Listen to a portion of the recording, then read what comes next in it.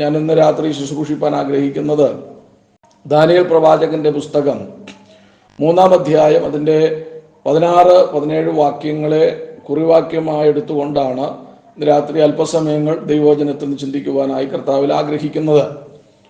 അവിടെ നമ്മളിങ്ങനെയാണ് ആ ഭാഗം വായിക്കുവാനായി കഴിയുന്നത്. അതിൻ്റെ 15ന്റെ അവസാന ഭാഗത്ത് നമ്മളിങ്ങനെ കാണുന്നു, നിങ്ങളെ എൻ്റെ കയ്യിൽ നിന്ന് വിടുവിക്കാകുന്ന ദേവനാർ എന്ന് നെബൂഖദ്നേസർ രാജാവ് ചോദിക്കുമ്പോൾ അടുത്ത ഭാഗം നമ്മൾ ഇങ്ങനെയാണ് വായിക്കുന്നത്. സദ്രക്കും മേശക്കും അബേദ്നെഗോവും രാജാവിനോട്, നെബൂഖദ്നേസറേ, ഈ കാര്യത്തിൽ ഉത്തരം പറവാൻ ആവശ്യമില്ല. ഞങ്ങൾ സേവിക്കുന്ന ദൈവത്തിന് ഞങ്ങളെ വിടുവിപ്പാൻ കഴിയുമെങ്കിൽ അവൻ ഞങ്ങളെ എരിയുന്ന തീച്ചൂളയിൽ നിന്നും രാജാവിന്റെ കയ്യിൽ നിന്നും വിടുവിക്കും. അല്ലെങ്കിലും രാജാവ് നിർത്തിയ ബിംബത്തെ ഞങ്ങൾ സേവിക്കുകയില്ല എന്ന ഒരു ഉറച്ച തീരുമാനത്തോടു കൂടെ എബ്രായ ബാലന്മാർ ബാബിലോണിൽ വെച്ച് എടുക്കുന്ന വളരെ ശക്തമായ ഒരു തീരുമാനത്തോടുള്ള ബന്ധത്തിൽ അവരുടെ ജീവിതത്തിൽ കടന്നു വരുന്നതായ ചില വിഷയങ്ങളാണ് ഈ അധ്യായത്തിന്റെ പ്രതിപാദ്യ വിഷയമെന്ന് നിങ്ങൾക്കറിയാം. എന്നാൽ ഇന്ന് രാത്രിയിൽ ആ ഭാഗത്തുനിന്ന് തന്നെ ചില കാര്യങ്ങൾ ഓർപ്പിക്കുവാനായി താല്പര്യപ്പെടുകയാണ്. എബ്രായ ലേഖനം 11:34 വായിക്കുമ്പോൾ അവിടെ വിശ്വാസ വീരന്മാരെ കുറിച്ച് കാണുവാൻ കഴിയുന്നത് ഇങ്ങനെയാണ്. ആ ഭാഗത്ത് ഈ ഭാഗത്തെ ഉദ്ധരിച്ചുകൊണ്ട് പറയുന്നു, വിശ്വാസത്താൽ അവർ തീയുടെ ബലത്തെ എന്ത് ചെയ്തു, കെടുത്തിക്കളഞ്ഞു എന്ന് നമുക്കവിടെ കാണുവാൻ കഴിയും. അപ്പോൾ കർത്താവിൽ വിശ്വാസം അർപ്പിച്ച്, ദൈവത്തിൽ വിശ്വാസം അർപ്പിച്ചുകൊണ്ട് ഒരു പ്രവാസ ലോകത്തിൽ അവരവരുടേതായ പ്രവാസകാലം കഴിച്ചു കൂട്ടുമ്പോൾ അവർ ദൈവത്തിങ്കലുള്ള അമിതമായ ആത്മവിശ്വാസം, ദൈവത്തിലുള്ള വിശ്വാസം കൊണ്ട് തന്നെയാണ് അവരെ ആ തീച്ചൂള 7 മടങ്ങ് ചൂള വന്നപ്പോഴും അതിൽ നിന്ന് അവർക്ക് ഒരു വിടുതൽ പ്രാപിക്കുവാനായിട്ട് കഴിഞ്ഞത്. നമ്മുടെ വിശ്വാസ ജീവിതം പേരിൽ ഒതുങ്ങുന്നതാകരുത്. നമ്മുടെ വിശ്വാസ ജീവിതം ദൈവത്തിൽ വിശ്വാസം അർപ്പിച്ചുകൊണ്ടുള്ളതായിരിക്കണം എന്ന് രാത്രി ഞാൻ മുഖവുരയായി നിങ്ങളോട് ഓർപ്പിക്കുവാനായി താല്പര്യപ്പെടുകയാണ്. സ്തോത്രം. നമുക്കറിയാം ഇതിന്റെ പശ്ചാത്തലം. യഹൂദ രാജാവായ യഹോവയാക്കീമിന്റെ കാലഘട്ടത്തില് BC 606 നെബൂഖദ്നേസർ യെരൂശലേമിലേക്ക് വന്ന് യഹൂദ ജനത്തെ പ്രവാസികളായി പിടിച്ചുകൊണ്ടു പോകുമ്പോൾ അതിൽ ദൈവഭയത്തോടും വിശ്വസ്തയോടും കൂടെ ദൈവത്തെ അനുഭവിച്ച് ദൈവത്തെ സേവിക്കുന്ന ചില എബ്രായ ബാലന്മാരുണ്ടായിരുന്നു.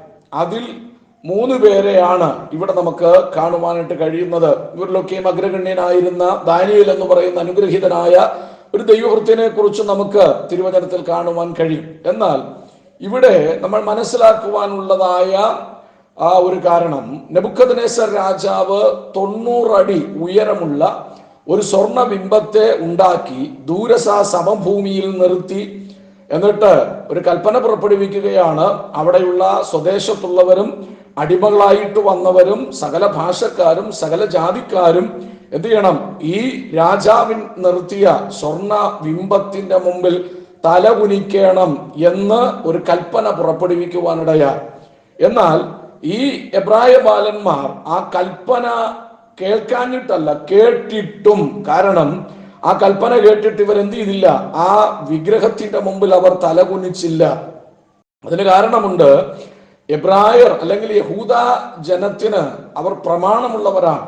അവർക്ക് ഒരിക്കലും ദൈവത്തിന്റെ പ്രമാണം വിട്ട് അവർ ജീവിക്കുകയില്ല.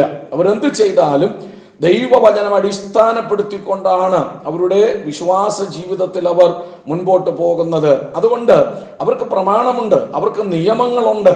അപ്പോ ദൈവവചനത്തെ അടിയുറച്ച് വിശ്വസിക്കുന്ന എബ്രായ ബാലന്മാർക്ക് അതിൽ നിന്നും വഴുതി മാറുവാൻ ഒക്കുകയില്ല.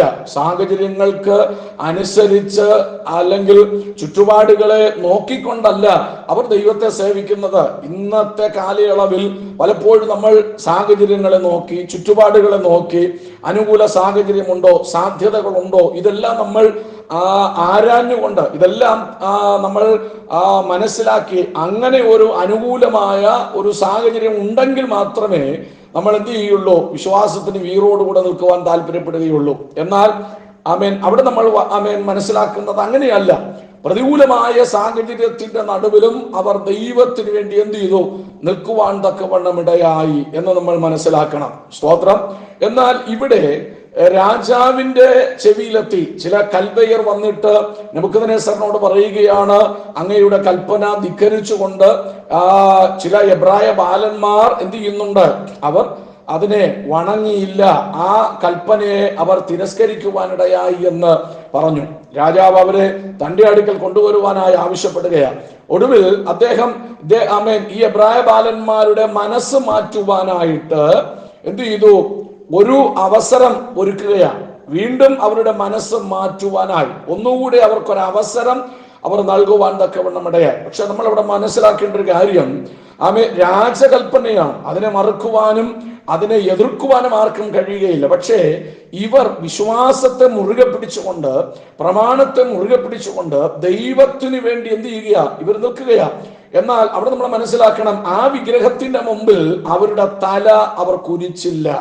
സങ്കീർത്തനത്തിലൂടെ നമ്മൾ കേട്ടു നമ്മുടെ സ്തോത്രം, തല ഉയർത്തുന്ന ദൈവത്തെ കുറിച്ച്.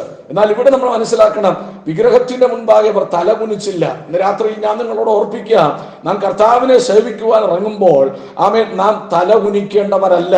ദൈവത്തിന്റെ മുമ്പിൽ മാത്രമേ നമ്മൾ എന്ത് ചെയ്യാവൂ, തല കുനിക്കാവൂ. പാപത്തിന്റെ മുമ്പിൽ, ലോകത്തിന്റെ മുമ്പിൽ, ജഡത്തിന്റെ മുമ്പിൽ, സാത്താന്യ ശക്തികളുടെ മുമ്പിൽ, പിശാചിന്റെ മുമ്പിൽ നമ്മൾ എന്ത് ചെയ്യാൻ പാടില്ല, തല കുനിക്കാൻ പാടില്ല.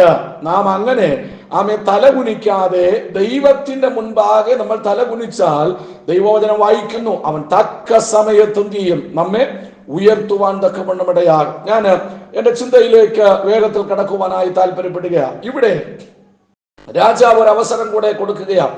എന്താ രാജാവ് പറഞ്ഞത്? ഒന്നുകൂടെ കുഴലും തപ്പും കിന്നരവും വീണയും വാദ്യോപകരണങ്ങള് ഒന്നുകൂടെ വായിക്കും. ഒന്നുകൂടെ വായിക്കുമ്പോൾ നിങ്ങൾക്ക് ഒരവസരം കൂടെ, ഒരു ചാൻസ് കൂടെ തരാം. നിങ്ങൾ ഇവിടെ ഈ വിഗ്രഹത്തിന്റെ മുൻപാകെ വീണ്ടും നമസ്കരിക്കണം. നമ്മുടെയൊക്കെ സഭകളിൽ ഒരു പതിവുണ്ട്. ഞാനത് ചിന്തിക്കുകയാണ്. കാരണം പ്രാരംഭത്തിൽ നമ്മൾ സ്തോത്രം ചെയ്ത് പ്രാർത്ഥിച്ചു കഴിഞ്ഞാൽ 2 പാട്ടാണ് സാധാരണ നമ്മൾ പാടാറുള്ളത്. നമുക്ക് 2 പാട്ടാണ്, നമ്മൾ 2 പാട്ടേ പാടും. പക്ഷെ പിശാചിനും ഒരു കാര്യം അറിയാം, നമ്മളൊരു 1.5 പാട്ടും കൊട്ടും, അത് കഴിയുമ്പോൾ നിർത്തും എന്ന് ആർക്കറിയാം? പിശാചിന് പോലും അറിയാം. അതിൽ കൂടുതൽ നമ്മൾ പാടാൻ ആഗ്രഹിക്കാറില്ല. പക്ഷേ ചില സഭകളിലൊക്കെ 2 പേർക്ക് പ്രാർത്ഥന കൊടുത്തതിന് ശേഷം വീണ്ടും ഒരു പാട്ട് കൂടെ പാടുന്ന ഒരു പതിവ് ഞാൻ കണ്ടിട്ടുണ്ട്. എന്ന് പറഞ്ഞാൽ വൈകി ആരാധനയ്ക്ക് വന്നവർക്ക് വേണ്ടി ഒരു പാട്ട് കൊടുക്കുന്ന സംവിധാനം. ഇതുപോലെ നോക്കുക, ആധുനിക സജ്ജീകരണങ്ങളോട് കൂടിയ ഒരു ആരാധന ക്രമീകരണം നെബൂഖദ്നേസർ രാജാവ് എബ്രായ ബാലന്മാർക്ക് ഒരുക്കി കൊടുത്തു. പക്ഷേ അവർ എന്ത് ചെയ്തില്ല?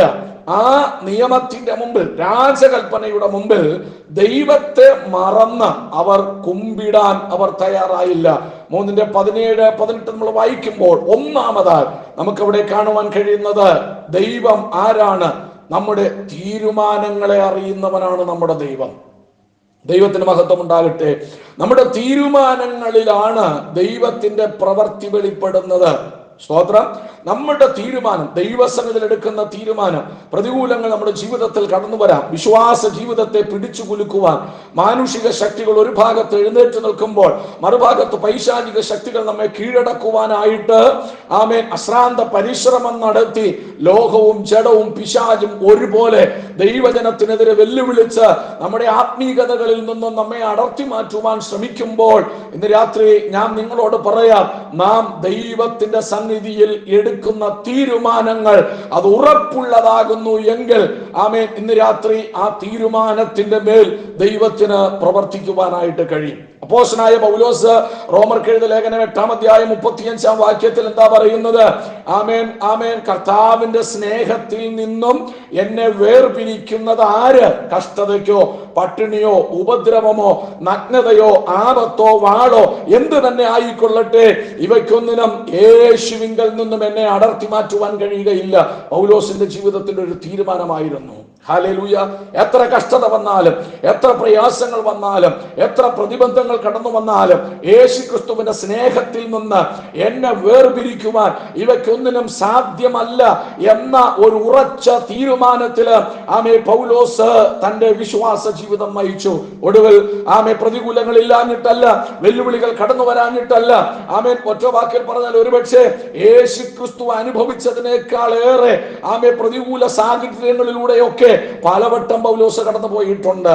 ആമേൻ. എന്നാൽ സ്തോത്രം 7 കോടിയോളം സ്വത്തിന്റെ അവകാശിയായിരുന്ന ആ പൗലോസ് തന്റെ ജീവിതത്തിൽ ഉണ്ടായിരുന്ന സകല സ്വത്തും സമ്പത്തും ചപ്പന്നും ചവറന്നും എണ്ണിക്കൊണ്ട് കാൽവറിയുടെ ദർശനം മുന്നിൽ കണ്ട് പൗലോസിന്റെ വിശ്വാസ ജീവിതം നയിച്ചു മുൻപോട്ട് പോകുമ്പോൾ പലർക്കും പറഞ്ഞു നിർത്തുവാൻ കഴിയാത്ത ഒരു സ്തോത്രം യാഥാർത്ഥ്യം പൗലോസിന്റെ ജീവിതത്തിൽ താൻ പറഞ്ഞു നിർത്തി. എന്താ?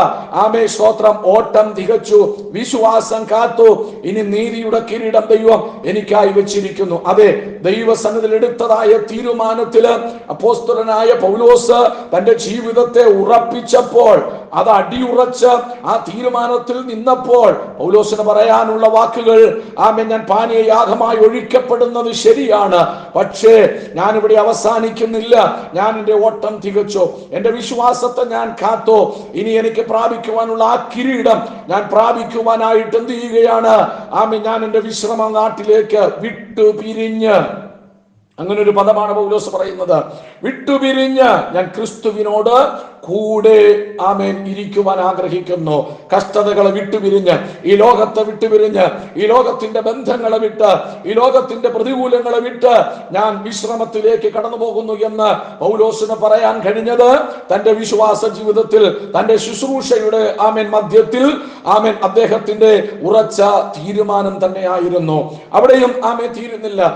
നമുക്കറിയാം, രൂത്തിന്റെ പുസ്തകത്തിലേക്ക് കടന്നു വരുമ്പോൾ സ്തോത്രം രൂത്ത് നവോമിയോട് പറയുന്ന ഒരു തീരുമാനം 1:16-17 വാക്യങ്ങൾ വായിക്കുമ്പോൾ, അമ്മായി അമ്മയാകുന്ന നവോമി പറഞ്ഞു, മകളെ, നിനക്ക് നിന്റെ ചാച്ചക്കാരുടെ അടുക്കിലേക്ക് മടങ്ങിപ്പോകാം. ഇനി എന്നോടൊപ്പം നിന്നാൽ നിനക്കൊരു ഭർത്താവിനെ തരാൻ എന്നെ കൊണ്ടാവില്ല. രൂത്ത് ആ വാക്ക് കേട്ട്, ഓർപ്പ വാക്ക് കേട്ട് അവൾ എന്താ ചെയ്തത്? അമ്മായി അമ്മയെ കെട്ടിപ്പിടിച്ച് ചുംബിച്ച് പൊട്ടിക്കരഞ്ഞ് പെട്ടിയും എടുത്തുകൊണ്ട് ഒരൊറ്റ പോക്കങ്ങ് പോയി. സ്തോത്രം. കരഞ്ഞു കാണിച്ചേച്ച പോയെ. എന്നാൽ രൂത്ത് അവൾ കരഞ്ഞു കാണിച്ചില്ല. അവൾ ഒരു തീരുമാനമെടുത്തു. എല്ലാ നഷ്ടങ്ങൾ മാത്രമാണ് ജീവിതത്തില്. സ്തോത്രം. എന്നാൽ ആ നഷ്ടങ്ങളുടെ നടുവിൽ, ആ പരാജയപ്പെട്ടതിന്റെ നടുവില്, ആ തകർച്ചയുടെ നടുവില്, ആ ശോധനയുടെ നടുവില്, ആ ഒറ്റപ്പെടലിന്റെ നടുവില് അവൾ ദൈവസന്നിധിയിൽ എടുത്ത തീരുമാനം എന്താണ്? നവോമിയോട് പറഞ്ഞു, നിന്റെ ദൈവം എന്റെ ദൈവം, നീ പോകുന്നിടത്ത് ഞാൻ വരും. നീ സേവിക്കുന്ന ദൈവത്തെ എനിക്കും സേവിക്കണമെന്നുള്ള ഒരു ഉറച്ച തീരുമാനം രൂത്ത് എടുത്തു. രൂത്തിന്റെ പുസ്തകത്തിലേക്ക് വരുമ്പോൾ നമ്മൾ ഇങ്ങനെയാണ് 2-ാം അധ്യായത്തിൽ വായിക്കുന്നത്. രൂത്ത് ബേത്ലഹേമിലേക്ക് വരുമ്പോൾ അവിടുത്തെ അവസ്ഥ എന്തായിരുന്നു എന്ന് അവിടെ വെളിപ്പെടുത്തുന്നുണ്ട്. 2-ാം അധ്യായത്തിൽ എന്താ അവിടെ കാണുന്നത്? രൂത്ത് ബേത്ലഹേമിലേക്ക് വരുമ്പോൾ അവിടെ യവക്കൊയ്ത്തിന്റെ ആരംഭമായിരുന്നു. ദൈവത്തിന് മഹത്വം ഉണ്ടാകട്ടെ. നോക്കുക, അവളുടെ തീരുമാനം ഒരു കൊയ്ത്തിന്റെ ആരംഭത്തിലേക്ക് അവളെ കൊണ്ടുവന്നു. എല്ലാം തകർന്നു പോയി, എല്ലാം നഷ്ടപ്പെട്ടു, ഇനി സാധ്യതകളില്ല, എല്ലാം അസ്തമിച്ചു പോയി, സാഹചര്യങ്ങൾ പ്രതികൂലമായിരിക്കുന്നു, വെല്ലുവിളികൾ ജീവിതത്തിന് മുമ്പിൽ കടന്നു വരുന്നു. എന്തു ചെയ്യണമെന്നറിയാതെ ലക്ഷ്യബോധം നഷ്ടപ്പെട്ടവരായി ധാർമ്മിക മൂല്യങ്ങളെ മുടിച്ച് മര്യാദയുടെ വേലിക്കെട്ടുകളെ തല്ലിത്തകർത്തുകൊണ്ട് ഇന്നത്തെ ആത്മീക ലോകം തകിടം മറിയുമ്പോൾ ഇതാ മാതൃകാപരമായ ഒരു തീരുമാനമെടുത്തു. നീ സേവിക്കുന്ന ദൈവത്തെ എനിക്കും സേവിക്കണം. ആ തീരുമാനം 10-ാം തലമുറ പോലും ആലയത്തിനകത്ത് പ്രവേശിക്കരുത് എന്ന ന്യായപ്രമാണത്തിന്റെ വിലക്ക് ഏർപ്പെടുത്തിയിരിക്കുമ്പോൾ, ആ വിലക്ക് നിൽക്കുമ്പോൾ അവളെ ബേത്ലഹേമിലേക്ക് കടന്നു വന്നു. അവൾ വരുന്ന കാലം യവക്കൊയ്ത്തിന്റെ ആരംഭമായിരുന്നു. ഇന്ന് രാത്രിയുടെ വചനം കേൾക്കുന്ന ദൈവജനമേ, കർത്താവിന്റെ ദാസന്മാരെ, നിങ്ങളോട് ഇന്ന് രാത്രി എനിക്ക് പ്രസ്താവിക്കാനുള്ളത്, എല്ലാം അസ്തമിച്ചു പോയിട്ടില്ല, എല്ലാ സാധ്യതകളും തീർന്നു പോയിട്ടില്ല. എല്ലാം തീർന്നു. എന്റെ ജീവിതത്തിന് മുൻപാകെ എല്ലാ വഴികളും അടയപ്പെട്ടു. ആഗ്രഹിച്ചതുപോലെ എത്തുവാൻ കഴിഞ്ഞില്ല, പ്രതീക്ഷിച്ചതുപോലെ മുന്നേറുവാൻ കഴിഞ്ഞില്ല എന്നുള്ള നിരാശയോടുകൂടി അനുഭവങ്ങളിലൂടെ നീ കടന്നു പോകുമ്പോൾ ഇന്ന് രാത്രി ഞാൻ ആത്മാവിൽ വിളിച്ചു പറയാ, നഷ്ടപ്പെട്ടു എന്ന് തോന്നുമ്പോൾ നീ മടങ്ങി വരുവാൻ ഒരു തീരുമാനത്തോടുകൂടെ ഇന്ന് രാത്രി മടങ്ങി വരുവാൻ തയ്യാറായാൽ ദൈവം നിന്റെ ജീവിതത്തിന് മുൻപാകെ ഒരു യവക്കൊയ്ത്തിന്റെ ആരംഭം ദൈവം നിനക്ക് വെച്ചിട്ടുണ്ട്. കൊയ്ത്ത് കഴിഞ്ഞു എന്ന്, ഫലശേഖരം കഴിഞ്ഞു എന്ന് ഒരുപക്ഷെ തോന്നിയേക്കാം. തോന്നിയേക്കാം, എല്ലാം അസ്തമിച്ചു എന്ന് തോന്നിയേക്കാം. ഇനി വഴികൾ തുറക്കുകയില്ല, ഇനി വാതിലുകൾ തുറന്നു വരികയില്ല. ആമേൻ. ഇരുളടഞ്ഞ ജീവിത പാതയിലൂടെ, ആമേ കണ്ണുനീരിന്റെ താഴ്വരയിലൂടെ, നിരാശയുടെ അടിത്തട്ടിൽ ഒതുങ്ങി ജീവിതം തകർന്നു പോയി എന്ന് ചിന്തിക്കുമ്പോൾ ഇന്ന് രാത്രി ഞാൻ നിങ്ങളോട് പറയാം, ആമേൻ, ഇവിടെ ഒന്നും അവസാനിക്കുവാൻ ദൈവം ആഗ്രഹിക്കുന്നില്ല. അടയാളങ്ങളുടെ ആരംഭമായി കാനാവിൽ തന്റെ മഹത്വം വെളിപ്പെടുത്തിയ ദൈവം ഇന്ന് രാത്രി വചനം കേൾക്കുന്ന ദൈവ വൈതലേ, ആമേ, ദൈവദാസന്മാരെ, സഹോദരിമാരെ, നിങ്ങളുടെ ജീവിതത്തിനകത്ത് ദൈവത്തിനൊരു ആമേൻ പദ്ധതി ഉണ്ട്. ഒരു കൊയ്ത്തിന്റെ തുടക്കം കുറിപ്പാൻ ഇന്ന് രാത്രി 2024 9ാം മാസത്തില് ദൈവത്തിന് ചിലത് ചെയ്യാനുണ്ട്. എത്ര പേർ വിശ്വസിക്കുന്നുണ്ട്? എല്ലാം അസ്തമിച്ചില്ല, എല്ലാം കഴിഞ്ഞു പോയിട്ടില്ല. ഈ 2024 തിരശ്ശീല വീഴുന്നതിന് മുൻപ് ആമേ ചില വഴിത്തിരിവുകള്, ആമേ ചില ദൈവിക നന്മകൾ ആമേ ജീവിതത്തിന് മുൻപാകെ ഒരുക്കി തരുവാൻ ഇന്ന് രാത്രി സർവശക്തനായ ദൈവത്തിന് പദ്ധതിയുണ്ട്. ഹല്ലേലൂയ. നമ്മുടെ തീരുമാനങ്ങളെ അറിയുന്നവനാണ് നമ്മുടെ ദൈവം. നമ്മുടെ തീരുമാനങ്ങളുടെ മേൽ പ്രവർത്തിക്കുന്നവനാണ് നമ്മുടെ ദൈവം. ഇയ്യോബ് കഷ്ടത നിറഞ്ഞ ജീവിതത്തിന്റെ മധ്യത്തിൽ ഇയ്യോബ് എന്താ പറഞ്ഞത്? അവനെ കൊന്നാലും ഞാൻ അവന് വേണ്ടി കാത്തിരിക്കും. അതായിരുന്നു ഇയ്യോബിന്റെ ജീവിതത്തിലെ തീരുമാനം. നമുക്കറിയാം, ഇയ്യോബിന്റെ പുസ്തകത്തില് 42 അധ്യായങ്ങളുണ്ട്. 41 അധ്യായങ്ങൾ പഠിച്ചാൽ കഷ്ടതയുടെ ചൂളക്കകത്ത് വെന്ത് നീറുന്ന ഒരു ഭക്തനായിരുന്ന ഇയ്യോബിനെ നമുക്ക് കാണുവാൻ കഴിയും. അവിടെയും താൻ ഭക്തിയെ മുറുകെ പിടിച്ചു. അവിടെയും ദൈവത്തിന് വിരോധമായ ഒരു വാക്ക് പോലും പറയാൻ താൻ തുനിഞ്ഞില്ല. അവിടെയും വിശ്വസ്തയോടുകൂടെ നിന്നു. ഭാര്യയെ എതിരാ സഹോദരന്മാർ ആശ്വസിപ്പിക്കുമെന്ന് കരുതി അവർ വ്യസനിപ്പിക്കുന്ന, വേദനിപ്പിക്കുന്ന ആശ്വാസകന്മാരായി തന്റെ മുമ്പിൽ പ്രത്യക്ഷപ്പെട്ടു. സാഹചര്യങ്ങളെല്ലാം എതിരായി മാറി. എന്ത് ചെയ്യണമെന്നറിയാതെ നിരാശയോടുകൂടെ 41 അധ്യായങ്ങൾ പരാജയത്തിൻ്റെതായ അനുഭവങ്ങൾ ഇയ്യോബിന്റെ ജീവിതത്തിന് സമ്മാനിക്കുമ്പോൾ ഇന്ന് രാത്രി ഞാൻ നിങ്ങളോട് പറയാം, ഇയ്യോബിന്റെ ജീവിതത്തിന്റെ തീരുമാനത്തിന്റെ മേൽ 42ാമതൊരു അധ്യായം ഇയ്യോബിന്റെ ജീവിതത്തിൽ ദൈവം തുറന്നു കൊടുത്തു. ഇരട്ടി അനുഗ്രഹത്തിന്റെ അധ്യായമായി മാറി. 41 അധ്യായത്തിലെ കഷ്ടതയ്ക്ക്, 41 അധ്യായത്തിൽ താൻ അനുഭവിച്ച വേദനയ്ക്ക്, 41 അധ്യായത്തില് തന്റെ ഭക്തനാകുന്ന ഇയ്യോബിന്റെ ജീവിതത്തിൽ വന്ന നഷ്ടങ്ങൾക്ക് ലാഭമാക്കിക്കൊണ്ട് ഇരട്ടി മധുരത്തോടുകൂടി 42ാമതൊരു അധ്യായം ദൈവം തുറന്നു കൊടുത്തു എങ്കിൽ ഇന്ന് രാത്രി ദൈവവചനം കേൾക്കുന്ന നിങ്ങളോട് എനിക്ക് പറയാനുള്ള ഒരു യാഥാർത്ഥ്യമുണ്ട്. ദൈവ പൈതലേ, നിന്റെ ജീവിതത്തിൽ ഇതുവരെയും നീ കാണാത്തതായ ചില മേഖലകളിലേക്ക് ദൈവത്തിന്റെ പരിശുദ്ധാത്മാവ് നിന്നെ കൊണ്ടുപോകാം. ഇരട്ടി നന്മയോട്, ഇരട്ടി അനുഗ്രഹമുള്ള ഒരു ജീവിതം, ഇരട്ടി അനുഗ്രഹത്തിലേക്ക് ദൈവം നിന്നെ നടത്തുവാൻ ആഗ്രഹിക്കുന്നു. ആകയാൽ ഇന്ന് രാത്രിയിൽ നമുക്ക് ഇയ്യോബിനോട് ചേർന്ന് പറയാം, അവൻ എന്നെ കൊന്നാല്, കഷ്ടത എന്നെ കീഴടക്കാൻ വന്നാല്, പ്രതികൂലങ്ങൾ എന്റെ തലയ്ക്ക് മീതെ കവിഞ്ഞാല്, പെരുവെള്ളം ഇരച്ച് കലങ്ങി എന്റെ അടുക്കളോളം എത്തിയാല് ഞാൻ ഭയപ്പെടുകയില്ല. ഒരു സൈന്യം എന്റെ നേരെ പാളയമിറങ്ങട്ടെ, മനുഷ്യൻ എനിക്കെതിരായി തീരട്ടെ, പൈശാചിക ശക്തികളും അതിന്റെ വ്യാപാരങ്ങളും കൈയോട് കൈ കോർത്ത് പിടിച്ച് എനിക്ക് വിരോധമാ നിയമകൽപ്പനകളും വിരോധ കൽപ്പനകളും ഉണ്ടാക്കിക്കൊണ്ട്, നിയമരേഖകൾ പ്രതികൂലമാക്കിക്കൊണ്ട് എന്നെ ഒറ്റപ്പെടുത്തുവാൻ, എന്നെ കീഴടക്കുവാൻ ശ്രമിച്ച, എന്റെ ശുശ്രൂഷയ്ക്ക് തടസ്സമാ, എന്റെ ആത്മീക ജീവിതത്തിന് തടസ്സമാ, എന്റെ ആരാധന ജീവിതത്തിന് തടസ്സമാ, എന്നിലുള്ള ദൈവിക പ്രത്യാശയ്ക്ക് തടസ്സമാ ശത്രുവാകുന്നവൻ കൈ ഉയർത്തി പോരാടിയാൽ അതിന്റെ മധ്യത്തിൽ എന്റെ തല ഉയർത്തുന്ന ഒരു ദൈവമുണ്ട്. നമുക്ക് തീരുമാനിക്കാം, അവൻ എന്നെ കൊന്നാലും ഞാൻ അവന് വേണ്ടി കാത്തിരിക്കാം.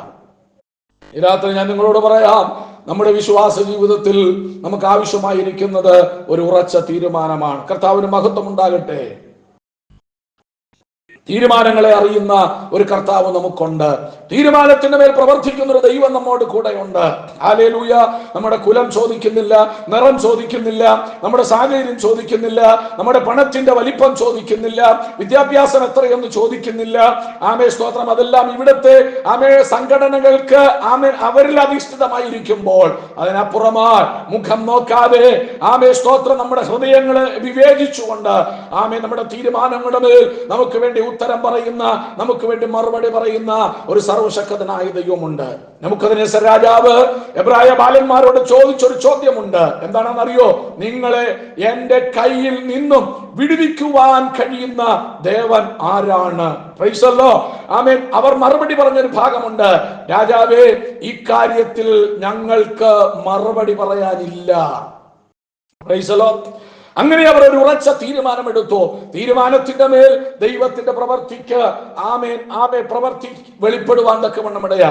എന്നാൽ അതിനു മുൻപായി നമ്മളൊരു കാര്യം മനസ്സിലാക്കണം. ഇവർ തീരുമാനമെടുത്തു. എന്താ തീരുമാനമെടുത്തത്? രാജാവേ, ഞങ്ങളെ ദൈവം ഞങ്ങൾ സേവിക്കുന്ന ദൈവം ഞങ്ങളെ വിടുവിച്ചാലും ഇല്ലെങ്കിലും രാജാവിന്റെ കൽപ്പനയുടെ മുമ്പിൽ ഞങ്ങൾ എന്ത് ചെയ്യത്തില്ല, ഞങ്ങൾ നമസ്കരിക്കുകയില്ല, വണങ്ങുകയില്ല. ഇതായിരുന്നു അവരുടെ തീരുമാനം. അപ്പൊ നമ്മൾ ചിന്തിക്കും, ഇവർ നല്ല തീരുമാനമായി എടുത്തത്. ദൈവത്തിന് വേണ്ടി നിൽക്കുന്ന എബ്രായ ബാലന്മാർ കൊള്ളാം, മിടുക്കന്മാരെന്ന് നമ്മൾ ചിന്തിക്കും. പക്ഷേ അവിടുത്തെ സ്ഥിതി വേറൊരു സ്ഥിതിയായി മാറി. എന്തെന്നറിയാമോ?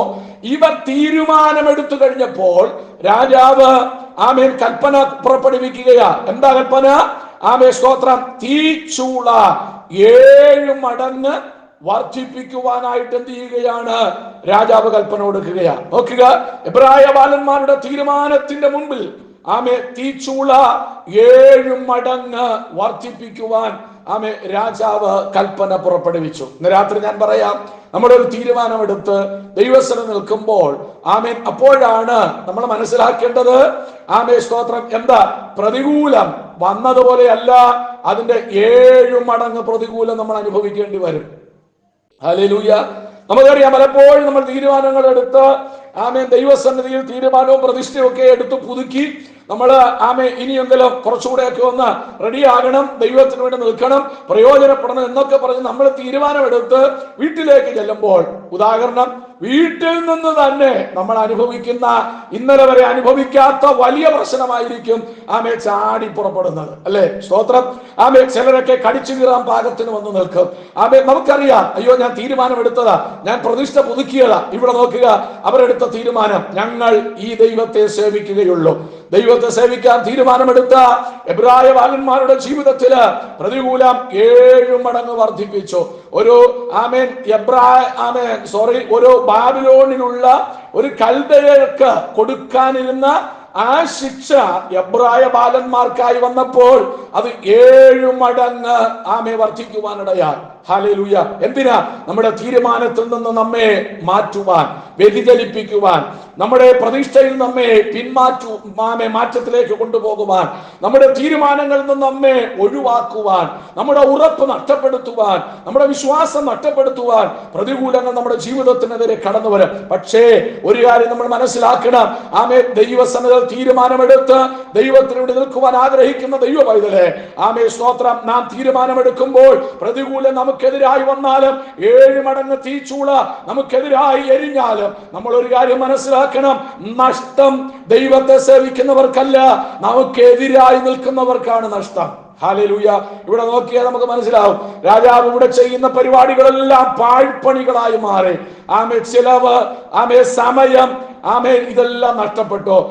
ഇനി ആരോഗ്യവാന്മാരായ കുറെ പടയാളികൾ, അവരും രാജാവിന് നഷ്ടപ്പെടുവാൻ തക്കവണ്ണം ഇടയാൽ.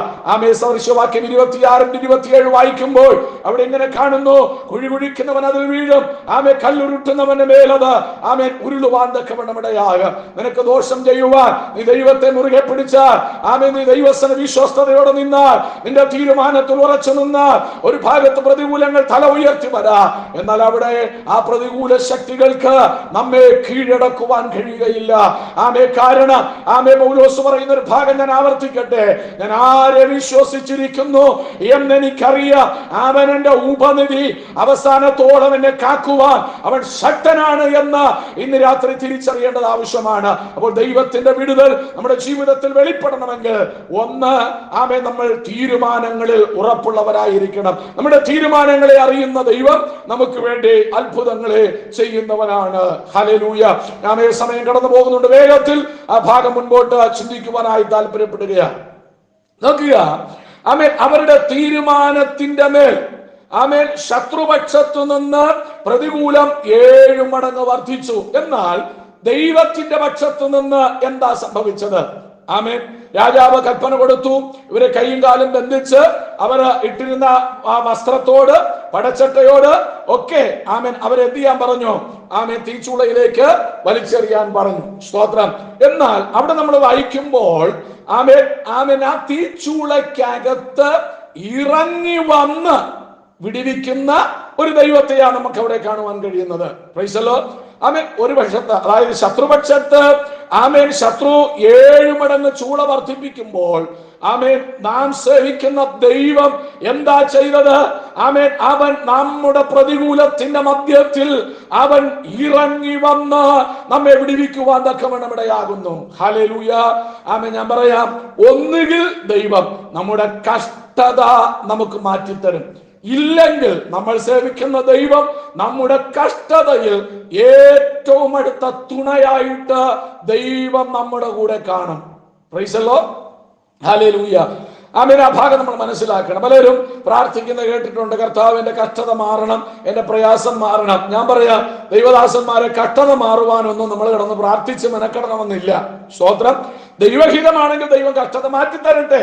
എന്നാൽ 99% കഷ്ടത ആമേൻ ദൈവം മാറ്റാനല്ലേ ആഗ്രഹിക്കുന്നത്. അതിനു പകരം ആ കഷ്ടതയുടെ നടുവിൽ ഇറങ്ങി വന്ന് നമ്മെ ദൈവം വിടുവിക്കുവാനായിട്ടാണ് ദൈവം ആഗ്രഹിക്കുന്നത്. Praise the lord. ആമേൻ. അതുകൊണ്ട് കഷ്ടതയില്ലാത്തതാണ് ക്രിസ്തീയ ജീവിതം. ആമേൻ. ക്രിസ്തീയ ജീവിതം സൗഭാഗ്യ ജീവിതം എന്ന് നമ്മളൊക്കെ പാടാറുണ്ട്, ശരിയാ. പക്ഷേ ദൈവവചന അടിസ്ഥാനത്തിൽ ആമേൻ അപ്പോസ്തലനായ പൗലോസ് പറയുന്നത് ഇങ്ങനെയാണ്: നാം അനേക കഷ്ടങ്ങളിൽ കൂടെ ദൈവരാജ്യത്തിൽ കടക്കേണ്ടവരാകുന്നു. നമ്മൾ വെളിപ്പെടാനുള്ള തേജസ് വിചാരിച്ചാൽ ഈ കാലത്തിലെ കഷ്ടങ്ങളൊന്നും സാരമില്ല. യേശു എന്താ പറഞ്ഞത്? ലോകത്തിൽ നിങ്ങൾക്ക് കഷ്ടമില്ലെന്നല്ല, ലോകത്തിൽ നിങ്ങൾക്ക് കഷ്ടമുണ്ട്, എങ്കിലും ധൈര്യപ്പെടുവീൻ, ഞാൻ ലോകത്തെ ജയിച്ചിരിക്കുന്നു. ദൈവമക്കളെ, നമ്മുടെ ജയം, നമ്മുടെ ഉറപ്പ്, നമ്മുടെ വിശ്വാസം എന്താ? ലോകത്തെ ജയിച്ചവനാകുന്ന ക്രിസ്തു നമ്മുടെ അകത്തുണ്ട്.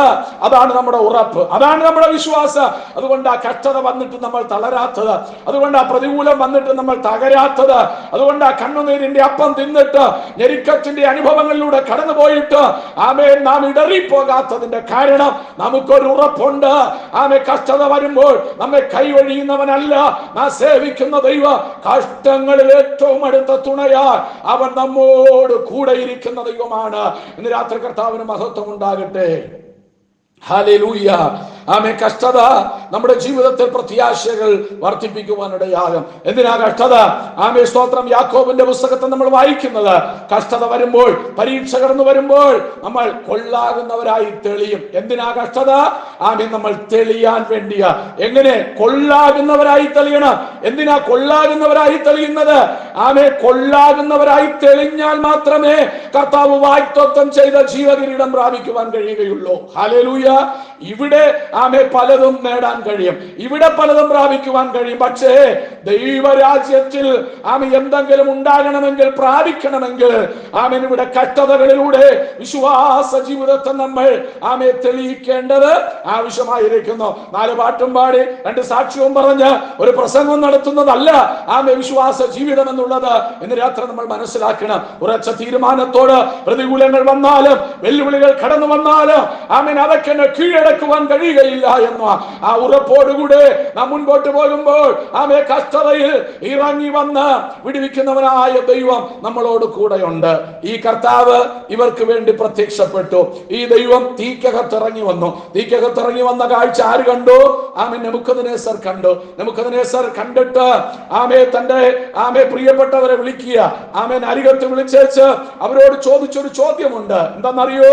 ആമേ, നമ്മൾ 3 പേരെ അല്ലയോ ഈ തീക്കകത്ത് ഇട്ടത്?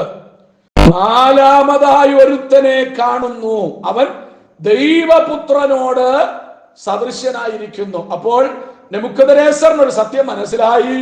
ആമേൻ, അകത്ത് പോയ പുള്ളികൾ നിസാരക്കാരന്മാരല്ല. സ്തോത്രം. അവർക്ക് വേണ്ടി ഇറങ്ങി വന്നത് ആമേ ദൈവപുത്രൻ, സാക്ഷാൽ ദൈവപുത്രനാണ് എന്ന് മനസ്സിലാക്കുവാനായിട്ടിടയാ. അവൻ ആകെ പരവശനായി തന്റെ പ്രിയപ്പെട്ടവരോട് പറഞ്ഞു, അവരെ പുറത്തു കൊണ്ടുവരാൻ പറഞ്ഞു. പുറത്തു കൊണ്ടുവരാൻ പറഞ്ഞ് ആമേ സ്തോത്രം, ആമേ രാജാവിന്റെ കൽപ്പനയനുസരിച്ച് അവരെ പുറത്തു കൊണ്ടുവന്നു. പുറത്തു കൊണ്ടുവന്നപ്പോൾ ആമേ ഈ എബ്രായ ബാലന്മാരായ സദ്രക്കിനോടും മേശക്കിനോടും അബേദ്നെഗോവിനോടും ആ രാജാവ് ചോദിച്ചു. എന്താ ചോദിച്ചത്? ആമേ, നിങ്ങളെ 3 പേരെ അല്ലേ അകത്തിട്ടത്? പിന്നെ 4മതൊരുവനെ കണ്ടത് എങ്ങനെ? Price the Lord. എന്റെ ഒരു ചിന്ത ഞാൻ നിങ്ങളോട് പറയാം. രാജാവിനോട് ആദ്യം ഇവർ പറഞ്ഞൊരു കാര്യമുണ്ട്. എന്താ? രാജാവ് പറഞ്ഞു, നിങ്ങളെ എന്റെ കയ്യിൽ നിന്ന് വിടുവിക്കുന്ന ദേവൻ ആര് എന്ന് ചോദിക്കുമ്പോൾ ഇവർ മറുപടി പറഞ്ഞു, ഇക്കാര്യത്തിൽ ഞങ്ങൾക്ക് മറുപടി പറയാനില്ല, ഉത്തരം പറയാനില്ല. ഇപ്പോ രാജാവിനോട് അവർ മറുപടി പറയാൻ ആഗ്രഹിക്കുക. എന്താ മറുപടി? രാജാവ് ചോദിച്ചു, 3 പേരായ ഞാൻ ഇട്ടത്, നിങ്ങളുടെ 3 പേരെ, 4-മതൊരുവനെ കണ്ടു, ആരായിവൻ എന്ന് ആരായുമ്പോൾ എബ്രായ ബാലന്മാർ എന്റെ ഒരു ചിന്ത ഞാൻ നിങ്ങളോട് പറയാം. രാജാവിനോട് പറഞ്ഞു, രാജാവേ, പ്രാരംഭത്തില് ഞങ്ങളെ ബന്ധിച്ചിടുന്നതിന് കൽപ്പന കൊടുക്കുന്നതിന് മുൻപ് ഞങ്ങൾ നിന്നോടൊരു കാര്യം പറഞ്ഞു. നിന്റെ വാക്കിന് ഞങ്ങൾക്ക് മറുപടി പറയാനില്ല. അങ്ങനെ പറയാൻ ഞങ്ങൾക്ക് തോന്നിയത് എന്തെന്നറിയോ? ഞങ്ങൾക്ക് മറുപടി പറയാൻ ഒരുവനുണ്ട്. അവൻ ഞങ്ങളുടെ കഷ്ടതയിൽ ഞങ്ങളോടുകൂടെ ഇറങ്ങി വരുന്ന ഒരു ദൈവമാണ്. ഇന്ന് രാത്രി ദൈവത്തിന് മഹത്വം ഉണ്ടാകട്ടെ. രാജാവ് ചോദിച്ച ചോദ്യത്തിന് ഇതാ രാജാവേ ഞങ്ങൾ പറഞ്ഞത്, ഞങ്ങൾക്ക് ഉത്തരം പറയാനില്ല. ഞങ്ങൾക്ക് വേണ്ടി ഉത്തരം പറയാൻ ഞങ്ങളുടെ കഷ്ടതയുടെ നടുവിൽ ഒരുവനുണ്ട്. ഞങ്ങൾ സേവിക്കുന്ന ദൈവം ഞങ്ങൾക്ക് മറുപടി പറയാൻ ഇറങ്ങി വരും. ഞങ്ങളുടെ ദൈവം ഞങ്ങളെ കൈവിടുന്നവനല്ല. ഇന്ന് രാത്രി എന്നെ കേൾക്കുന്ന പ്രിയമുള്ളവരെ, പലപ്പോഴും വായടച്ചു നിൽക്കേണ്ട സാഹചര്യങ്ങൾ വരാം. സ്തോത്രം. ജീവിതത്തില് വെല്ലുവിളികൾ കണ്ട് ഭയപ്പെട്ട് നിൽക്കേണ്ട സാഹചര്യങ്ങൾ കടന്നു വരാം. അവിടെ ഒന്നും നമ്മൾ പതറിപ്പോകണ്ട. നമുക്ക് മറുപടി പറയാൻ ഒരുവനുണ്ട്. അവൻ നമ്മുടെ കഷ്ടതയിൽ ഇറങ്ങി വരുന്ന ദൈവമാണ്. ഹല്ലേലൂയ. സ്തോത്രം. കർത്താവിന് മഹത്വം ഉണ്ടാകട്ടെ. ഹല്ലേലൂയ. സ്തോത്രം. ഇനി ഒരു കാര്യം കൂടെ ഇവർ പറഞ്ഞു കാണും. എന്റെ ഒരു ചിന്തയാണ്, രാജാവേ അങ്ങ് പറഞ്ഞില്ലേ 4-മതായി ഒരുവനെ കണ്ടെന്ന്. രാജാവിനോട് പറഞ്ഞു കാണും, അങ്ങ് ഒരു കാര്യം മനസ്സിലാക്കണം, അങ്ങ് കണ്ടത് 4-മനാ, പക്ഷേ ഞങ്ങൾ കണ്ടത് 4-മനായിട്ടല്ല, ഞങ്ങൾ കണ്ടത് 1-മനായിട്ടാ. സ്തോത്രം. രാജാവ് ചോദിച്ചാണ്, എന്താ അങ്ങനെ പറഞ്ഞത്? രാജാവേ, നിങ്ങൾ തീച്ചൂള കണ്ടവരാ, നിങ്ങൾ 7 മടങ്ങ് ചൂള കണ്ടവരാ, പക്ഷെ ഞങ്ങൾ കണ്ടത് ചൂളയല്ല. ചൂളക്കകത്ത് നിൽക്കുന്ന ഞങ്ങളെ വിടുവിക്കുവാനായി കടന്നു വന്ന ഞങ്ങളുടെ കർത്താവിനെ ഞങ്ങൾ കണ്ടത് കൊണ്ടാണ് ഈ തീച്ചൂള ഞങ്ങൾ സഹിക്കുവാനിടയായത്. ഇന്ന് രാത്രി എത്തവർക്ക് മനസ്സിലായി. ഹല്ലേലൂയ. കർത്താവ് നമ്മുടെ ജീവിതത്തിൽ 1-മനായി മാറട്ടെ. നമ്മുടെ ആത്മീക ജീവിതത്തിൽ ക്രിസ്തുവിന് 1-ാം സ്ഥാനം കൊടുക്കുക. കഷ്ടതകളല്ല വലുത്, പ്രശ്നങ്ങളല്ല വലുത്, വെല്ലുവിളികളല്ല വലുത്, നിയമവിരോധ കൽപ്പനകളല്ല വലുത്. നാം സേവിക്കുന്ന ദൈവം വചനം ഇങ്ങനെ പഠിപ്പിക്കുന്നു, ഈ ലോകത്തിലുള്ളവനേക്കാൾ വലിയവനത്രേ നമ്മുടെ ഉള്ളിലിരിക്കുന്നത്. ആ ദൈവം ഉള്ളിടത്തോളം കാലം നിരാശപ്പെടേണ്ടി വരികയില്ല. വെല്ലുവിളികളെ സാരമില്ലെന്നെണ്ണിക്കൊണ്ട് ക്രിസ്തുവിന് വേണ്ടി നിൽക്കുവാൻ ഇന്ന് രാത്രി ഞാൻ നിങ്ങളെ ആഹ്വാനം ചെയ്യുകയാണ്. സ്തോത്രം. അവർ പറഞ്ഞു, ഞങ്ങൾക്ക് അവൻ 1-മനാ. കണ്ടു നിന്നവര് അവരെല്ലാം തീച്ചൂള കണ്ടു. അവരെല്ലാം ഞങ്ങളുടെ കഷ്ടതയാ കണ്ടത്. അവരെല്ലാം ഞങ്ങളുടെ ശോധന, ഞങ്ങൾ അനുഭവിക്കുന്ന വേദനയാ കണ്ടത്. പക്ഷേ ഞങ്ങൾ കണ്ടത് അതല്ല. ഞങ്ങൾ സേവിക്കുന്ന ദൈവത്തെ ഞങ്ങൾക്ക് കാണുവാനായിട്ട് കഴിഞ്ഞു. ഹല്ലേലൂയ. ഇനി മറ്റൊരു കാര്യം കൂടെ അവിടെ ഉണ്ട്. ഇവര് തീച്ചൂളക്കകത്ത് ഒരിടത്ത് ചെന്ന് ഒരു കോണില് നിരാശപ്പെട്ട് തലകുനിച്ച് കണ്ണുനീരോടുകൂടെ ആകപ്പാട് ആവലാതിപ്പെട്ട് കിടക്കുകയല്ലായിരുന്നു. അവിടെ നമ്മൾ വായിക്കുമ്പോൾ ഇങ്ങനെ കാണുന്നു, അവർ ചൂളക്കകത്തുകൂടെ എന്ത് ചെയ്യുമായിരുന്നു? നടക്കുന്നുണ്ടായിരുന്നു. ഹല്ലേലൂയ. 4-മനോട് കൂടെ ചേർന്ന് അവരും നടക്കുന്ന ഒരു കാഴ്ചയാ. നമ്മളായിരുന്നെങ്കിൽ പറഞ്ഞേനെ, കർത്താവേ, നിന്നെ സേവിക്കാൻ ഇറങ്ങിയത് കൊണ്ട് എനിക്കിത് വന്നു, നിന്നെ ആരാധിക്കാൻ ഇറങ്ങിയത് കൊണ്ട് ഈ കഷ്ടത, നിന്നെ അറിഞ്ഞത് കൊണ്ടാണ് ഈ പ്രശ്നം, നിന്നെ സേവിച്ചത് കൊണ്ട്, നിന്റെ വേലയ്ക്ക് ഇറങ്ങിയത് കൊണ്ട്, നിന്റെ വചനം എടുത്തത് കൊണ്ടാണ് ഇങ്ങനെയൊരു പ്രതികൂലത്തിലൂടെ ഞാൻ കടന്നു പോകേണ്ടി വന്നത് എന്ന് നമ്മൾ പറഞ്ഞ് ആകപ്പാടെ നിരാശപ്പെട്ടേനെ. ഇവരെന്താ? സ്തോത്രം. നോക്കുക, അങ്ങനെയല്ല. അവർ കർത്താവിനോട് കൂടെ, ആ ദൈവ പുരുഷനോട് കൂടെ, ആ ദൈവപുത്രനോട് കൂടെ അവർ ചൂളക്കകത്ത് നടക്കുകയാണ്. ഞാൻ അതിനെ ഇങ്ങനെ ചിന്തിക്കുന്നു, അവരും ആ ദൈവപുത്രനുമായിട്ടുള്ള ഒരു ആത്മീക കൂട്ടായ്മ ആ പ്രശ്നത്തിന്റെ, ആ പ്രതികൂലത്തിന്റെ നടുവിൽ അവർ ചെയ്യുവാൻ തക്കവണ്ണം ഇടയായി. ഇന്ന് രാത്രിയില് കഷ്ടതകളും പ്രയാസങ്ങൾ വരുമ്പോൾ, അഗ്നിശോധന കടന്നു വരുമ്പോൾ നമ്മൾ എന്ത് ചെയ്യുക? കർത്താവിനെ മുറുകെ പിടിക്കുക, ദൈവത്തെ മുറുകെ പിടിക്കുക. ആ ദൈവമായിട്ടുള്ള കൂട്ടായ്മ വിട്ടു പോകരുത്. ആ ദൈവമായിട്ടുള്ള സമ്പർക്കം വിട്ട് അകന്നു പോകരുത്. ദൈവത്തെ വിട്ടുപോകുവാൻ നമ്മൾ തയ്യാറാകരുത്. ദൈവത്തോടുകൂടെ ചേർന്ന് നിന്ന ആമേൻ കർത്താവ് നമുക്ക് അനുഗ്രഹങ്ങൾ നന്മകൾ ഒരുക്കും. ഞാൻ ചിന്തിക്കുക, നെബൂഖദ്നേസർ രാജാവ് അവരോട് ചോദിച്ചു കാണും, ഏതായാലും കാര്യങ്ങളൊക്കെ എങ്ങനെയാ നിങ്ങളുടെ അടുത്ത പരിപാടി, എന്താ, എങ്ങോട്ട് പോകാനാണ് നിങ്ങളുടെ താല്പര്യം? ആമേൻ. എന്റെ ഒരു ചിന്ത ഞാൻ പറയാം. ഈ എബ്രായ ബാലന്മാർ അവരോട് പറഞ്ഞു കാണാം, രാജാവിനോട് പറഞ്ഞ, അല്ലയോ തിരുമനസ്സേ, ഞങ്ങളുടെ തീരുമാനം എന്തെന്ന് ഞങ്ങൾ പറയാം. ആമേൻ. യേശു ഇല്ലാത്ത തീച്ചൂളയുടെ പുറത്ത് നിൽക്കുന്നതിനേക്കാൾ ഞങ്ങൾക്കിഷ്ടം യേശുള്ള തീച്ചൂളയ്ക്ക് അകത്ത് നിൽക്കുന്നതാണ്. എത്ര പേർക്ക് മനസ്സിലായി? Price the Lord. കർത്താവില്ലാത്ത ഈ ലോകത്തിൽ യേശു ഇല്ലാതിരിക്കുന്നിടത്ത്, കർത്താവില്ലാത്ത ഒരു സാഹചര്യത്തിൽ സന്തോഷിക്കുന്നതിനേക്കാൾ, കർത്താവില്ലാത്ത ഒരു വേദിയിൽ തല ഉയർത്തുന്നതിനേക്കാൾ, കർത്താവ് നമ്മോട് കൂടെ ഉണ്ടെങ്കിൽ ഏത് കഷ്ടതയുടെ നടുവിലും കടന്നു പോയാലും അവൻ നമ്മെ തികഞ്ഞവനാക്കി മാറ്റുവാൻ നമ്മൾ സേവിക്കുന്ന ദൈവത്തിന് കഴിയും. കർത്താവിന് മഹത്വം ഉണ്ടാകട്ടെ. നമ്മുടെ കരങ്ങളെ ഉയർത്തി ദൈവത്തിന് സ്തോത്രം ചെയ്യാം. ഹല്ലേലൂയ. ആമേൻ. ഇവിടെ കർത്താവിന്റെ കരം അവർക്ക് അനുകൂലമായി ഇറങ്ങി വന്നു. ദൈവം അവരെ വിടുവിക്കുവാനായി തീച്ചൂളയ്ക്കകത്ത് ഇറങ്ങി വന്നു. ഇന്ന് രാത്രി ഞാൻ പറയാം, നമ്മൾ സേവിക്കുന്ന ദൈവം നമ്മെ ഇറങ്ങി വന്ന് വിടുവിക്കുന്ന ദൈവമാണ്. കഷ്ടതയിൽ എപ്പോഴും അവൻ നമ്മുടെ ജീവിതത്തിൽ തുണയാ. കഷ്ടകാലം വരുമ്പോൾ നമ്മുടെ കർത്താവത്തെയും ഏറ്റവും അടുത്ത് തുണയായിട്ടിരിക്കും. ഒരു കാര്യം നമ്മൾ മനസ്സിലാക്കണം, എത്ര പ്രയാസം വന്നാലും, എത്ര വെല്ലുവിളികൾ കടന്നു വന്നാലും നമ്മൾ തകർന്നു പോകാൻ ദൈവം അനുവദിക്കുകയില്ല. യിരെമ്യാവിനോട് ചോദിച്ചാൽ യിരെമ്യാവ് പറയും, ദൈവം എന്നെ ഒരു കുശവന്റെ അടുക്കൽ പറഞ്ഞു വിട്ടു. കണ്ണുനീരിന്റെ പ്രവാചകൻ, ഇസ്രായേലിന്റെ അവസ്ഥ കണ്ട് കരയുന്ന, രാപ്പകൽ കരയുന്ന പ്രവാചകന് ഒരു കുശവന്റെ വീട്ടിലേക്ക് പറഞ്ഞു വിടുക. അവിടെ ചെല്ലുമ്പോൾ താൻ കണ്ട കാഴ്ച അതിനേക്കാൾ കരയിപ്പിക്കുന്നതാ. എന്താ? കുശവന്റെ കയ്യിലിരുന്ന പാത്രം ഉടഞ്ഞുപോയി, അത് ഇല്ലാതെയായി. സ്തോത്രം. യിരെമ്യാവ് ദൈവത്തോട് ചോദിച്ചാണ്, എന്താ കർത്താവേ, ഇങ്ങനെ ഒരു തകർച്ച കാണാനാണോ നീ എന്നെ ഇവിടേക്ക് പറഞ്ഞു വിട്ടത്? പക്ഷേ ദൈവം യിരെമ്യാവിനോട് പറഞ്ഞു കാണും, അല്ലയോ യിരെമ്യാവേ, നീ ഒന്നുകൂടെ നോക്ക്, ആ പാത്രം തകർന്നു പോയി, ആ പാത്രം ഉടഞ്ഞുപോയി, ആ പാത്രം ഉപയോഗശൂന്യമായെന്ന് നിനക്ക് തോന്നി, ശരിയാ. പക്ഷേ അത് ഉടഞ്ഞു പോയെങ്കിലും ആ പാത്രം ഇരിക്കുന്നത് കുശവന്റെ കരത്തിലാ. ഹല്ലേലൂയ. അതെത്ര തകർന്നു പോയാലും, അതെത്ര ഉടഞ്ഞു പോയാലും, അതിന്റെ രൂപഭംഗികൾ നഷ്ടപ്പെട്ടു പോയാലും, അത് കുശവന്റെ കയ്യിൽ ഇരിക്കുന്നിടത്തോളം കാലം അതിനെ ഒരു മാനപാത്രമായി പുറത്തെടുക്കുവാൻ ആ കുശവന് കഴിയും. ഇന്ന് രാത്രിയില് കഷ്ടതയുടെ നടുവില് ദൈവവേദന നാം ഒറ്റയ്ക്കല്ല, ദൈവം ഇറങ്ങി വന്ന് നമ്മെ വിടുവിക്കുന്നവനാ. Price the Lord. അപ്പോൾ അവരുടെ തീരുമാനത്തിന്റെ മേൽ ദൈവം തമ്പുരാൻ എന്ത് ചെയ്തു? ഇറങ്ങി വന്ന് അവരെ വിടുവിക്കുവാനായി തയ്യാറായി. സ്തോത്രം. അടുത്ത ഭാഗം വേഗത്തിന് മുൻപോട്ട് പോകട്ടെ. സ്തോത്രം. 2, നമ്മുടെ ദൈവം ആരാ?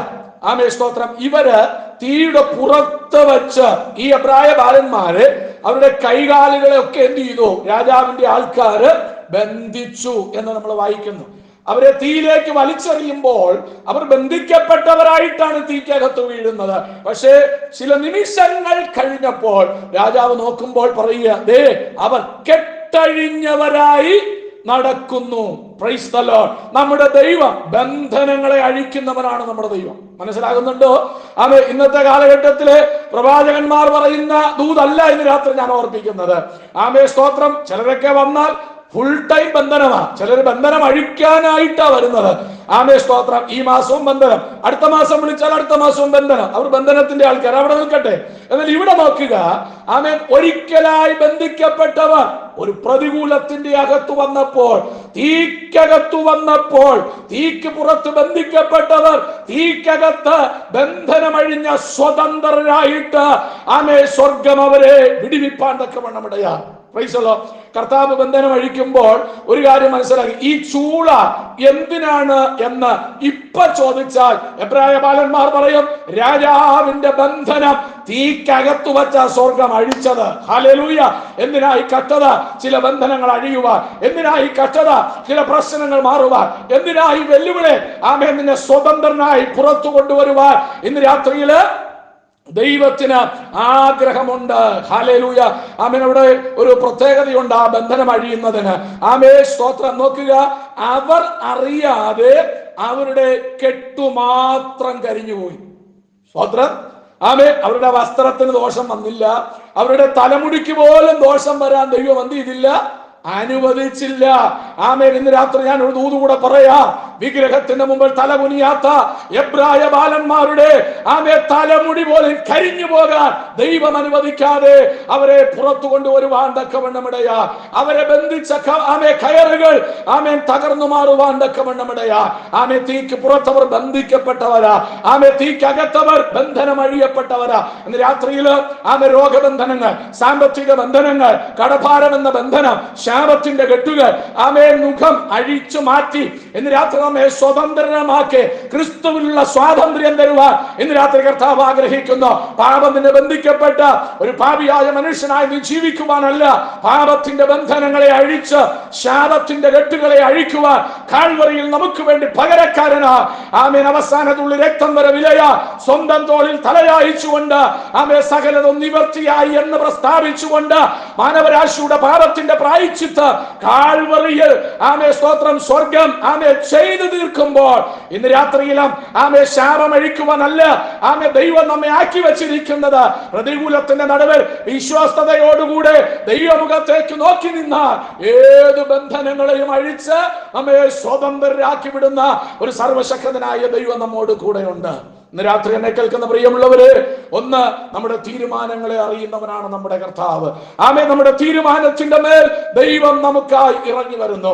ശത്രു തീച്ചൂള 7 മടങ്ങ് വർദ്ധിപ്പിക്കുക നമ്മുടെ തീരുമാനത്തിന് മുമ്പ്. എന്നാൽ ദൈവം തമ്പുരാൻ നമുക്ക് വേണ്ടി ഇറങ്ങി വരുന്നു. 2, അവൻ നമ്മുടെ ബന്ധനങ്ങളെ അഴിക്കുന്നവനാണ് ദൈവം. സ്തോത്രം. എന്താ അതിന്റെ കാരണം? ഇവർ തീക്കകത്ത് പോയിട്ട് കരിഞ്ഞു പോകാത്തത് എന്താ? സ്തോത്രം. ഇയ്യോബ് പറഞ്ഞു, അവൻ എന്നെ തീയിലൂടെ കടത്തിവിട്ടാൽ ഞാനൊരു പൊന്നുപോലെ പുറത്തു വരും. സ്തോത്രം. ഇന്ന് രാത്രി ഞാൻ ഒരു കാര്യം പറയാം. ഒരു പൊന്നുപണിക്കാരനായ മനുഷ്യൻ ഒരു പൊന്ന് തീക്കകത്തുകൂടെ കടത്തിവിട്ടേച്ച് അദ്ദേഹം എഴുന്നേറ്റ് അദ്ദേഹത്തിന്റെ പാട്ടിന് പോകില്ല. അത് എടുക്കുന്നത് വരെ, അത് പുറത്ത് വരുന്നത് വരെ അതിന്റെ മുൻപാകെ അതിനെയും വീക്ഷിച്ചു കൊണ്ടായിരിക്കുന്നത്. ഇന്ന് രാത്രി കഷ്ടതയും നീ ഒറ്റയ്ക്കല്ല, പ്രയാസത്തിന്റെ നടുവിൽ നീ ഒറ്റയ്ക്കല്ല. നിന്റെ ശോധനയുടെ നടുവിൽ നിന്നെ വീക്ഷിക്കുന്ന സർവശക്തനായ ദൈവമുണ്ട്. ദൈവമക്കള്, നമ്മൾ തകർന്നു പോകാൻ ദൈവം അനുവദിക്കുകയില്ല. ഒരു കാര്യം കൂടെ പറഞ്ഞ് എന്റെ വാക്കുകളെ അവസാനിപ്പിക്കുക. എന്തുകൊണ്ട് ഇവർ തകർന്നു പോകാത്തത്? ഇവരുടെ പിതാവിനൊരു വാഗ്ദത്തം ദൈവം കൊടുത്തു. എന്താണ് വാഗ്ദത്തം എന്നറിയാമോ? സ്തോത്രം. യെശയ്യാ പ്രവാചകന്റെ പുസ്തകത്തിലേക്ക് കടന്നു വരുമ്പോൾ 43-ാം അധ്യായത്തിന്റെ 1-ാം വാക്യം ആ ഭാഗം നമ്മൾ വായിക്കുമ്പോൾ അവിടെ ഇങ്ങനെ കാണുന്നു. യാക്കോബിനോട് ദൈവം പറയുകയാ, നീ തീയിൽ കൂടെ കടന്നുപോയാൽ അവ നിന്നെ ദഹിപ്പിച്ച് കളയുകയില്ല. വാഗ്ദത്തം പ്രാപിച്ച യാക്കോബിന്റെ സന്തതി പരമ്പരയിൽപ്പെട്ട ഈ എബ്രായ ബാലന്മാരെ തീച്ചുളക്കകത്തു നിന്ന് ദൈവം വിടുവിപ്പാനിടയാ. ഇന്ന് രാത്രി ഞാൻ ചോദിക്കട്ടെ, ദൈവം തന്ന വാഗ്ദത്തം എവിടെ? ദൈവം നമുക്ക് തന്ന വാഗ്ദത്തങ്ങൾ എവിടെ? അത് നിറവേറ്റുവാൻ ദൈവം ആഗ്രഹിക്കുമ്പോൾ വാഗ്ദത്തമില്ലാത്ത കേവലം അവിശ്വാസ ഹൃദയമുള്ളവരെ പോലെ എന്തിനാ കർത്താവിനെ ചോദ്യം ചെയ്യുന്നത്? എന്തിനാ ദൈവസന്നിധിയിൽ നാം അകന്നു പോകുന്നത്? പ്രശ്നങ്ങൾ നമ്മെ അകറ്റുവാനല്ല, ക്രിസ്തുവിനോടുകൂടെ ചേർത്ത് നിർത്തുവാനാ, കർത്താവിനോടുകൂടെ അടുപ്പിക്കുവാനായിട്ടാണ് എന്ന് രാത്രി മറന്നു പോകരുത്. വാഗ്ദത്തം നമ്മുടെ മേലുണ്ട്. വാഗ്ദത്തത്തിന് മരണമില്ല, വാഗ്ദത്തം മരിക്കുന്നില്ല. വാഗ്ദത്തം ജീവനുള്ളതാണ്. ആകയാൽ വാഗ്ദത്തം ചെയ്ത ദൈവം വിശ്വസ്തനായതുകൊണ്ട് ഇന്ന് രാത്രിയിൽ ആ കഷ്ടത നമ്മെ തകർത്ത് കളയുകയില്ല. എന്താ അവസാനം സംഭവിച്ചത്? 30-ാം വാക്യം 3-ാം അധ്യായം ദാനിയേൽ പ്രവാചകന്റെ പുസ്തകത്തില് 30-ാം വാക്യം വായിക്കുമ്പോൾ അവിടെ നമ്മൾ കാണുന്നത് തീയുടെ അകത്തു നിന്ന് ഉയർച്ചകൾക്ക് അർഹതയുള്ളവരാ എബ്രായ ബാലന്മാർ പുറത്തു വരുവാൻ തക്കവണ്ണമിടയാ. സ്ഥാനമാനങ്ങൾക്ക് അർഹതയുള്ളവരായി മാറി രാജാവ് അവരെ പുറത്തു കൊണ്ടുവരുമ്പോൾ അവരെ ഉയർച്ചയുടെ പടവുകളിലേക്ക് ദൈവം കൊണ്ടുവന്നു. കഷ്ടത നിന്നെ താഴ്ത്താനല്ല, കഷ്ടത നിന്നെ തകർക്കാനല്ല, അഗ്നിശോധന നിന്നെ ഇല്ലായ്മ ചെയ്യാനല്ല. നിന്റെ വിശ്വാസ ജീവിതത്തിനെ മാറ്റുരച്ചുകൊണ്ട് ക്രിസ്തുവിന്റെ ധീരപടയാളിയാ, എംബകാല കൊയ്ത്തിന്റെ പടയാളികളാ, കൊയ്ത്തിന്റെ വേലക്കാരാക്കി മാറ്റിക്കൊണ്ട് ക്രിസ്തുവിന് വേണ്ടി നിലകൊള്ളുവാനാ എന്ന് തീരുമെന്റെ കഷ്ടത.